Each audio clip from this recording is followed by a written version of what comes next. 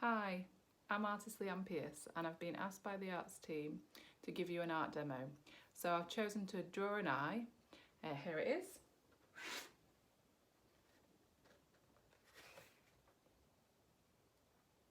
So the next bit of the video you'll see is the drawing of this, but really speeded up because it took 2 hours, with some hints and tips on how you could do the same at home. So the equipment that you'll need is a selection of pencils. I've got from HB to 8B. They're soft pencils that you need to sharpen a lot and always have a good sharpener. So this is my battery operated sharpener. I've got some sponges that help me blend, a good rubber that I should keep cleaner, and I've got a mechanical pencil here. I'm not going to use the pencil, I'm just going to use the rubber at the end because it's a little rubber. And in terms of paper stock, there's so much paper out there, there's so much different types that you can use. I've chosen a paper with a bluish kind of tinge to it. I'm not sure you can see that on there.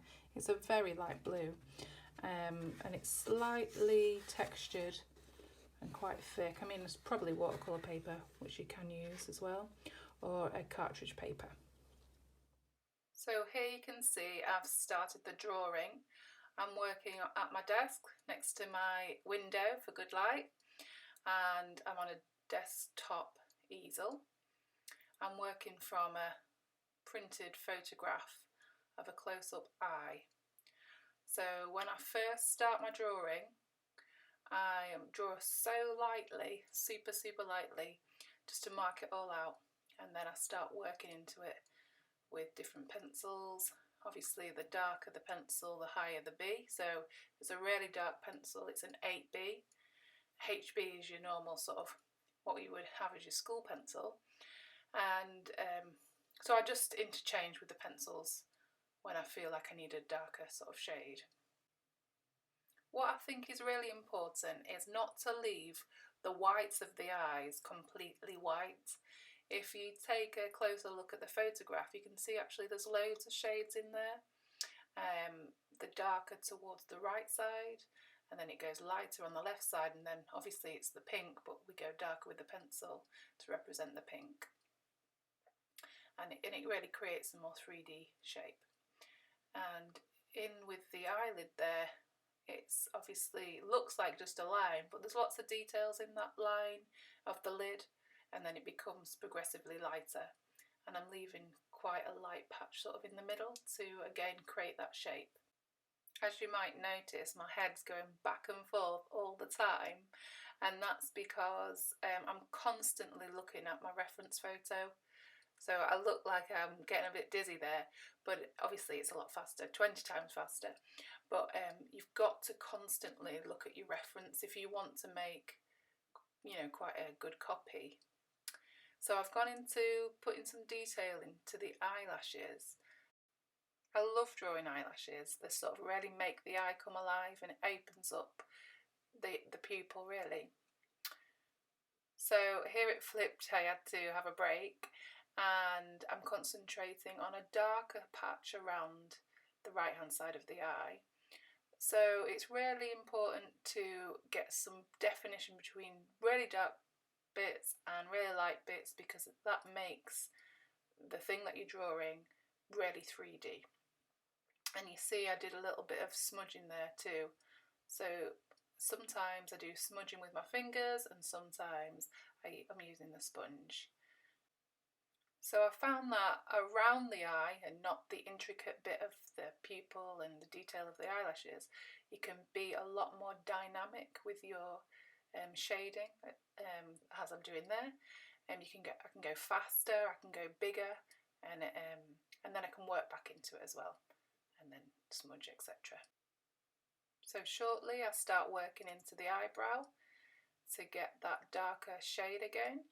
And I found that I can be quite dynamic with that and fast again, and get a big areas in speedily. It's quite fun really. Now I don't know whether I'm too methodical with my drawings, but I do tend to dart around a bit. I really enjoy drawing eyes and the detail in them and making it come alive. but I am constantly checking myself and going back on bits and making them more punchy, or removing them or blending them. Here I'm adding a few sort of textured wrinkles at the bottom there, because obviously round eyes, there's lots of little gorgeous wrinkles that you can draw in. So this drawing took about 2 hours in total. I didn't actually sit there for the whole time. I had to get up and have a little walk around. But also it's really good to stand back. It's really important, because what you see really close up is different when you stand back. And also when you get yourself a cup of tea and you come back, you can completely see with fresh eyes. I mean, even if you left a drawing overnight, which is possibly better, or even longer, you can see things in it that you didn't see before, because you get too close. So you can see I kind of alternate between drawing with a pencil and then using my blending tool. So this is just a really small sponge which you can use to create shape on the drawing.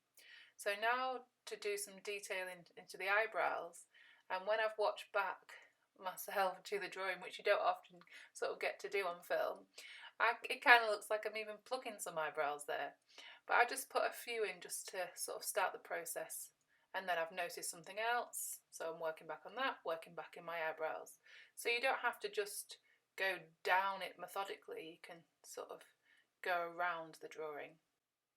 Creating the eyebrows quite fun and dynamic too, really. The hairs don't all go in the same direction, so it's really interesting to follow those hairs and get some individual ones in to give it quite a realistic look.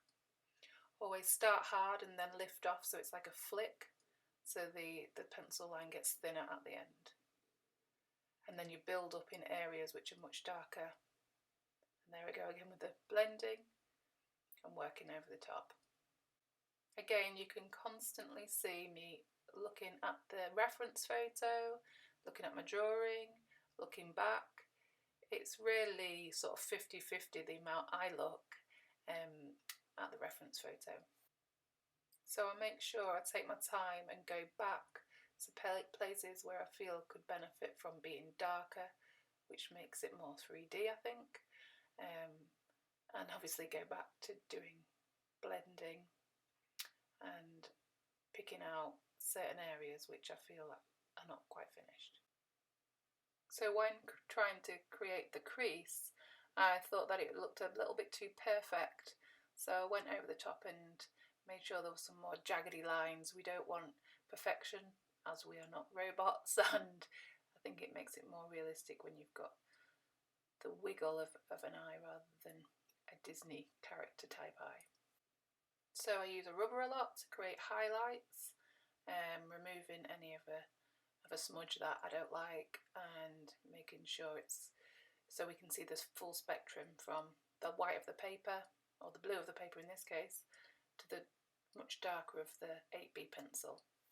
So as I come to the end of the drawing, I put my reference photo sort of parallel, and I'm constantly looking to see if it I've got all the details in there. So here it is finished. Well, finished for a little sketch, and I'm zooming in on the details. You can see the whiteness which I just left of the paper. So the drawing itself took roughly about 2 hours, but you don't have to do it all in one sitting. You can come back to it. You know, when is a piece of art ever finished? But this was just a sketch, so I'm going to leave it there for now.